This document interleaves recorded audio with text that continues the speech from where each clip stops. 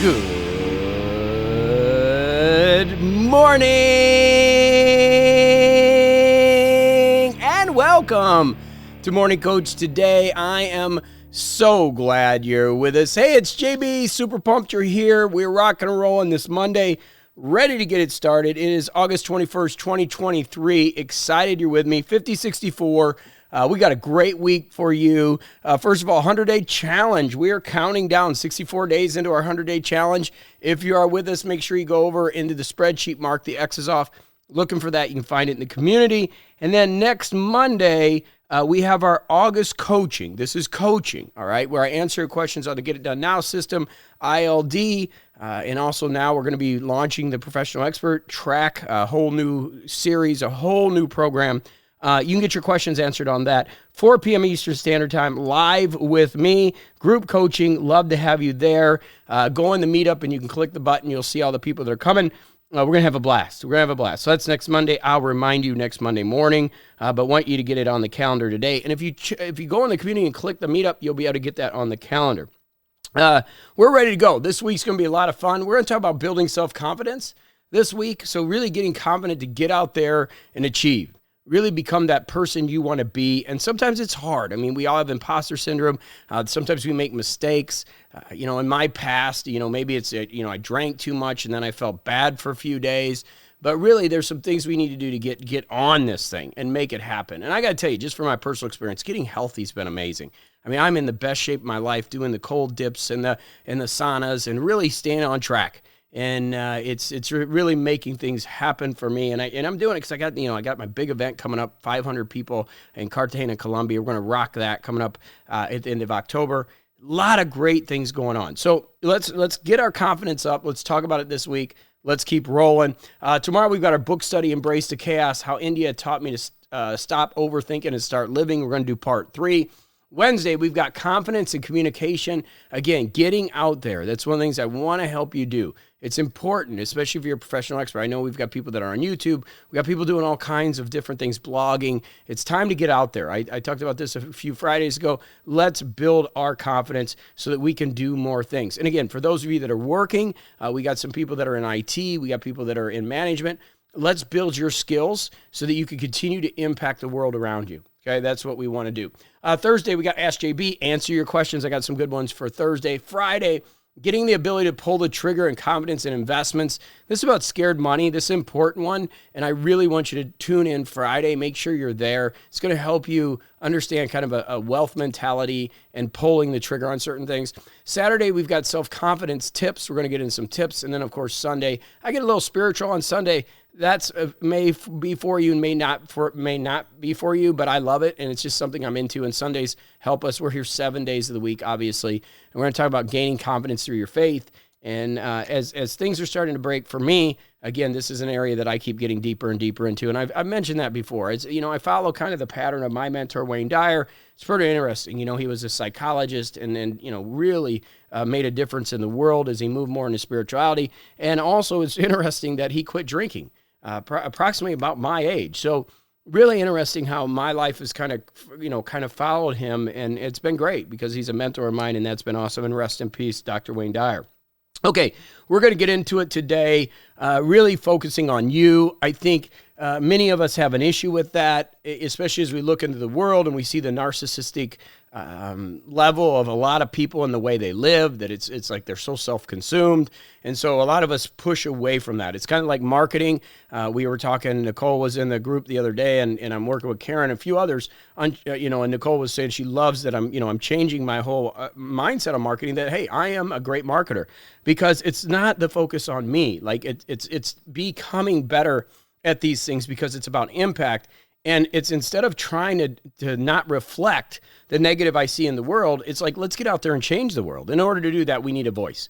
And so I'm looking at more as educational content. And I know, we grew up, and a lot of us from the Catholic background, right? We're a sinner, be humble, and those kind of self-deprecating things that we were growing up into kind of hurt us when it goes to the focus on ourselves and really building that self-confidence in ourselves. And so in order to transition from that, we've got to believe in us, and we do have to stop that humbleness, right? There is a time to stop the humbleness. It's not narcissistic to believe in yourself and have self-confidence. I know you feel that way, and I know I do because of what we see in the world today, a lot of the narcissistic behavior, right? It's like, I don't want to be that.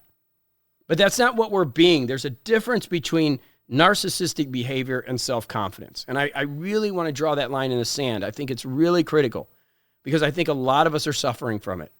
We have a lot of really good people here, and you're a good person. That's what we do. We put good energy out. And the issue is when we start to associate and think we are narcissistic, right? It hurts us because it's like, man, I don't want to be that person. I don't want to be that person that puts that type of energy on there. So I'm going to tell you, let's go ahead and move away from that and understand it's okay to be self-confident. It's okay to put yourself out there. You're not being a narcissist. You're believing in you. And that's why I really feel it's so important as we move into these steps of being an expert. And as I start teaching the stuff that I know that has worked for me for years and worked for others for years and understanding your expertise, then what we've got to do is you must believe in what you do. You must believe in what you do. If you don't believe in your systems and tools, we've got a problem. In one of my masterminds, that's what we talk about is when we work on the offer, which is hard for me, okay? It's just, again, I'm overcoming that marketing mindset of narcissistic marketing.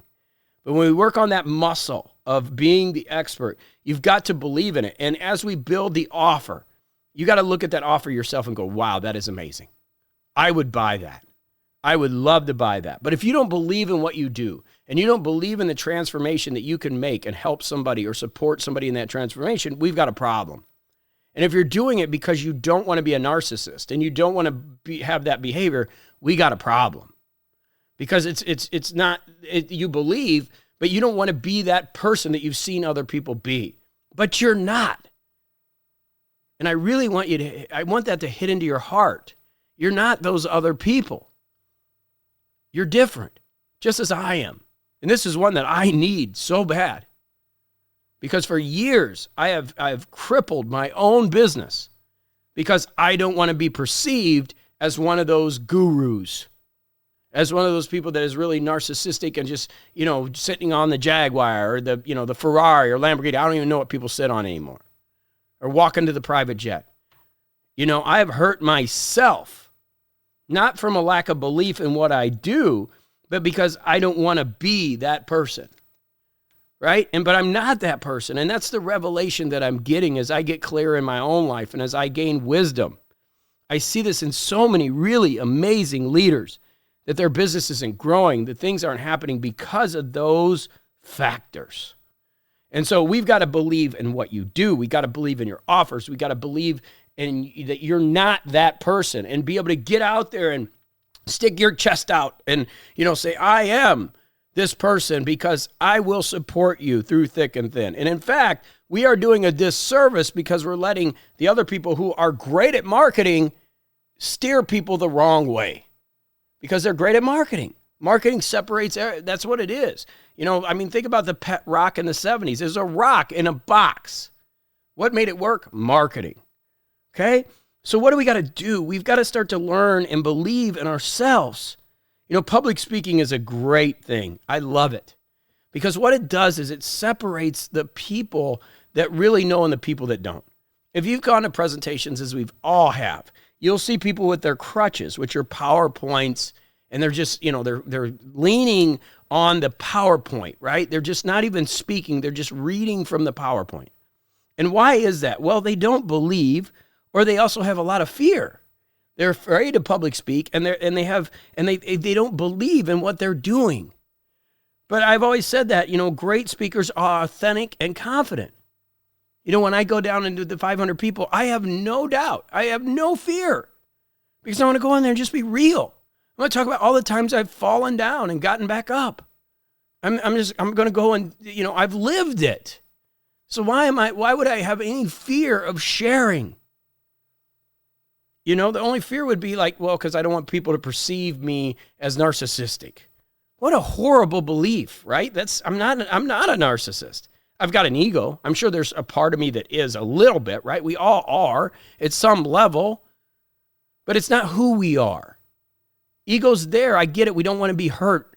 And it feels good to get a hug when you're doing good.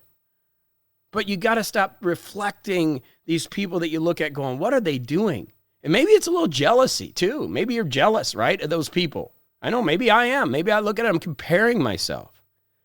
Time to stop all of that and realize that you can be authentic and confident in everything you do as long as you believe in what you're doing. And that's why coaching is so important.